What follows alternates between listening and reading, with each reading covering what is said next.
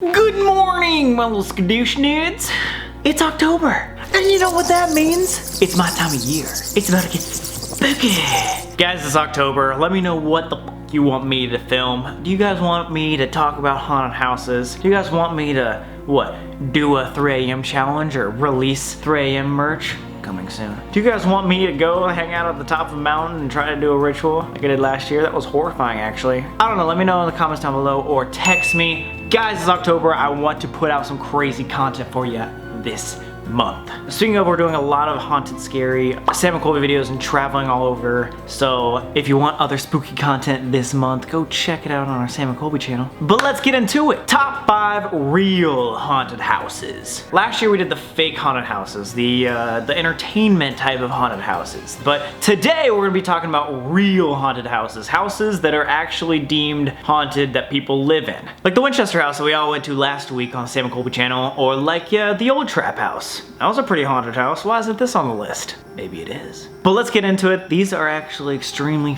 famous places that are the most haunted, which is kind of weird. First up, the Whaley House. So number 5 on the list is the Whaley House. I've actually been to the Whaley House before, but I haven't been able to get inside. They're super strict on filming and tours and stuff, and they only give the ghost tours like at the end of each month. But in 2005, the Life magazine actually deemed this as the #1 haunted house in all of America. Super weird. And something that's crazy is the US Department of Commerce actually deemed this as a real haunted house. Like the government, or whatever the department is, like confirmed that it was haunted. Like, what? I didn't know the government like confirmed places were haunted. Like this is legit. So here's kind of the backstory. There was this dude named Yankee Jim. I think that's a sick name. He apparently stole someone's boat, so tisk tisk, not a really sick person. So anyway, he was hung on the property that the Whaley House was built on. Now what's crazy is the guy who bought it, Thomas Whaley, actually was there during the town's hanging of Yankee Jim. He witnessed this dude die on the land and still proceeded to buy the land and make his own house. I don't know why. And guys, at the time, the Whaley House was a big freaking deal. It wasn't just a house. It wasn't just some dude's land that became haunted. This place was important. Probably one of, if not the most historically important place in San Diego. It was like a storage house, and it was also like a courthouse, and it was San Diego's first commercial theater. It was a bunch of different businesses, including Thomas Whaley's own general store. Then it became a ballroom. It was like a billiard hall, a school, and like a polling place, like you vote. Guys, literally this one house brought the whole town together. But as time goes on, the Whaley family ended up seeing Yankee Jim all over the place, like literally. This like ghost was walking around, he's just always there, and it was like scaring everyone. Like no one wanted to actually be in this house, and as you can tell, it was a very important house. A lot of people would need to go in it, but it was so haunted, it was freaking people out. Like, you know, time goes on, that whole Whaley family who owned it died. People afterwards were still seeing not only Yankee Jim, but now the entire Whaley family. Not just like Thomas, the guy who owned it, but the wife,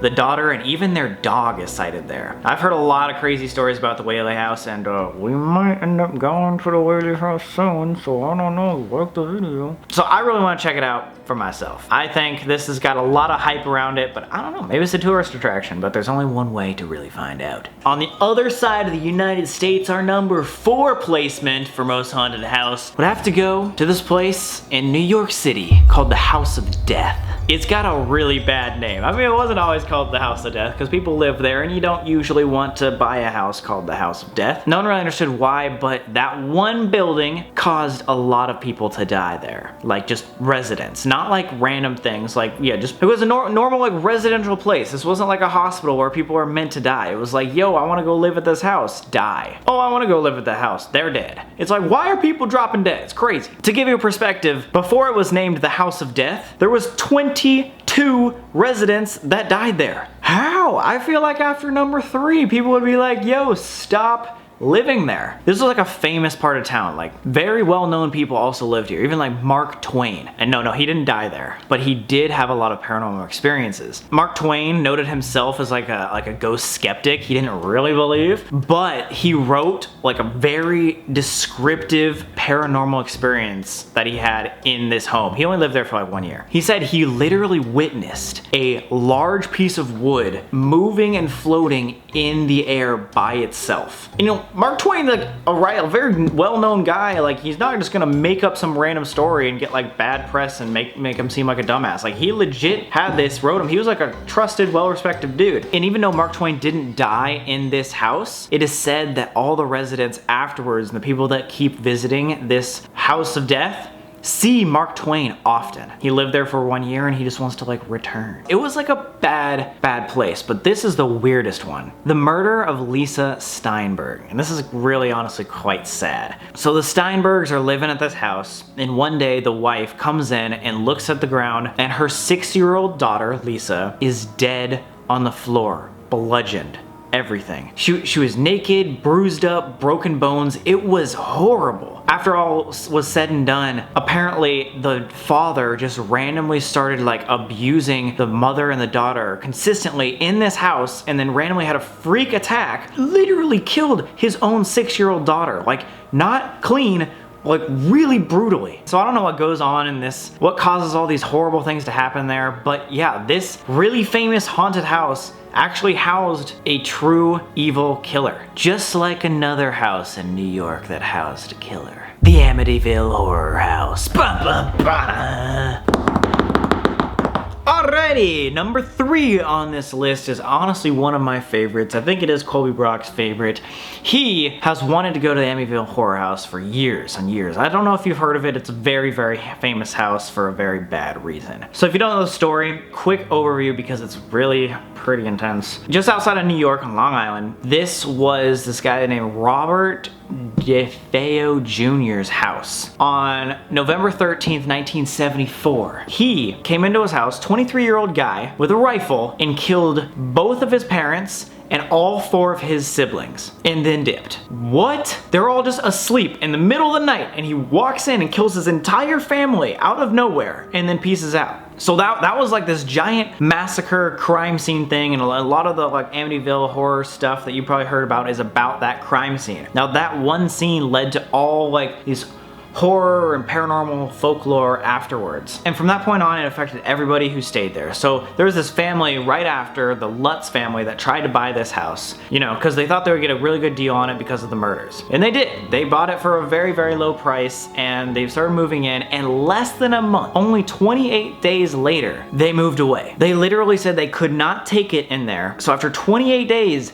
they sold it. They just bought it. And this wasn't like, you know, a super rich family. They were struggling, so I don't know why, like why would they buy a house, all those moving expenses, and then immediately sell it and go somewhere else? Like, it had to be the paranormal. Just to name a few like experiences they had in literally only the 28 days. They would hear some super weird things. They smelled strange odors, green ooze coming out of like the frames and like the keyholes of the house. Like, I don't know, that's some like Scooby-Doo-ish. Like, that's freaky. The son, Daniel Lutz, he said like way later in life, from that 1 month, his entire life was ruined. And he's always talked about that. He said he's continued to have nightmares to this day. And a lot of people are like, yo, like, why are they telling this story? Like, maybe they're making it up for some reason. Both the Lutz family, husband and wife, they like took a lie detecting test while they were retelling their story of their 28 days, and they passed. So it just makes me feel like this legitimately happened. What's weird too is the guy who killed his whole family, Ron, was talking about his story of like why he killed his whole family, and he said that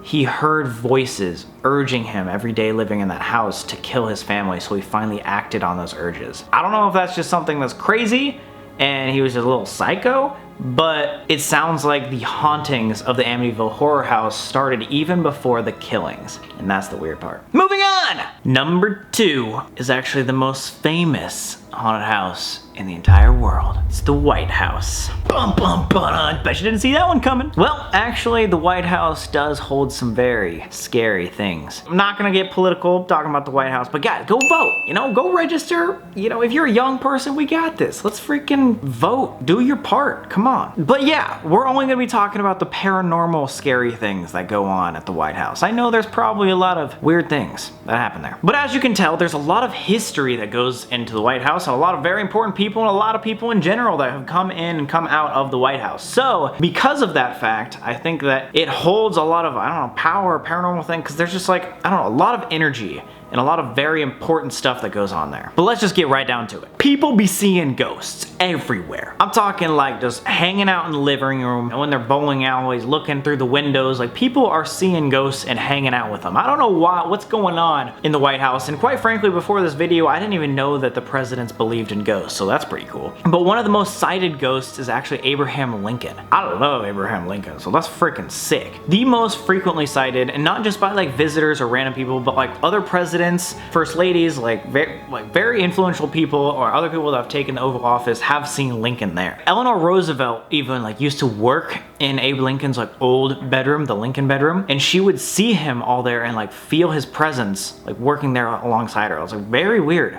But here's, I think, why. I think Abraham Lincoln was really into like the spirit stuff, and he actually like genuinely believed in the paranormal. So he lost his son, and he actually, I didn't know this, tried to do seances in the White House in order to contact his son. So like him and his wife would sit there and try to get in contact with like the paranormal to like talk to their son and talk to the afterlife, you know, whatever. It's really interesting. I didn't know that stuff happened in the White House. Like imagine if like I went in there and did a seance at the viral idea. 100,000 likes. We're gonna try to hit the White House up. He was unsuccessful like contacting his son, but he did contact other President Andrew Jackson. And him too was also just chilling, hanging out in the Lincoln bedroom. I don't know what's going on in Lincoln's bedroom, but there's some activity going on paranormally, not the other way. Get your mind out of the gutter. But yeah, there's a ton of other things. Like Ronald Reagan would have dinner parties, and he would have like his dog barking at random guests that were just not there. Like there was invisible people. Ronald Reagan's daughter would actually wake up to like figures like looking outside of her window. Is like really crazy. So apparently everyone's been seeing some ghost stuff in there. If you want to look into it, the White House is apparently now the most famous haunted house, real haunted house, because I feel like everyone knows the White House, but not everyone knows that it's haunted. So now for my favorite, and what I'm gonna put as the #1 real haunted house in America,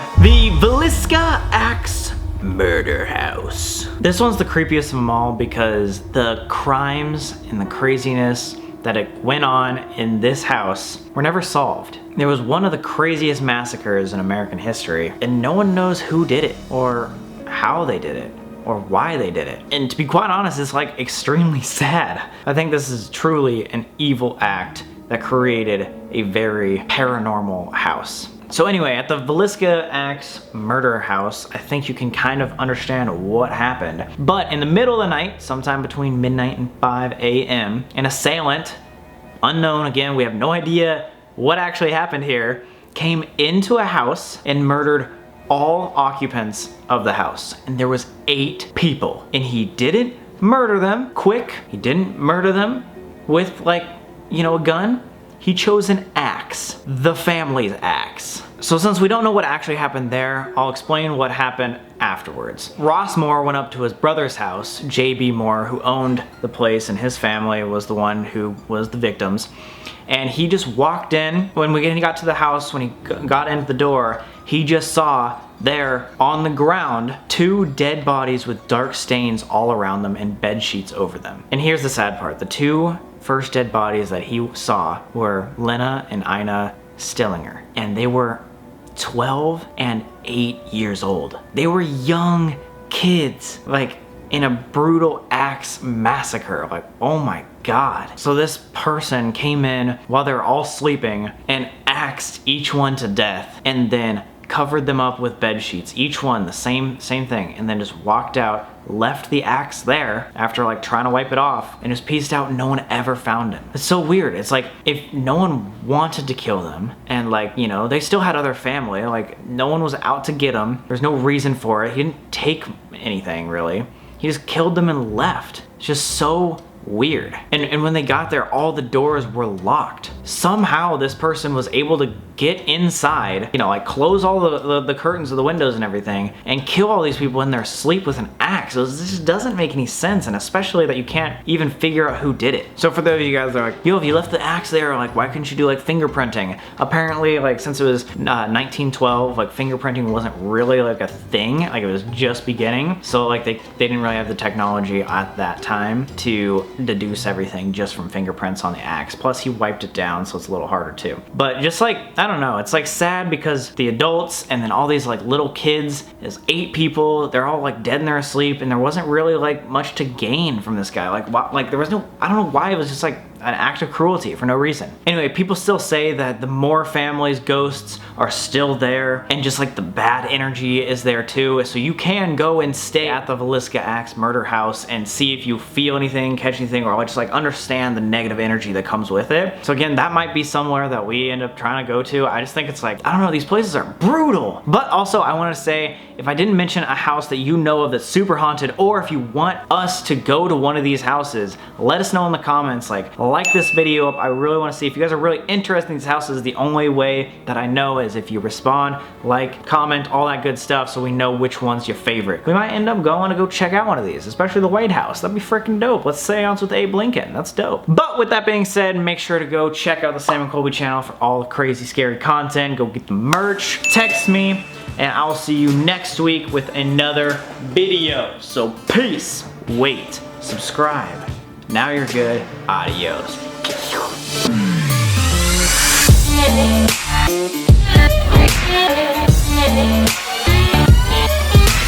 Hey Google, turn all lights white. No.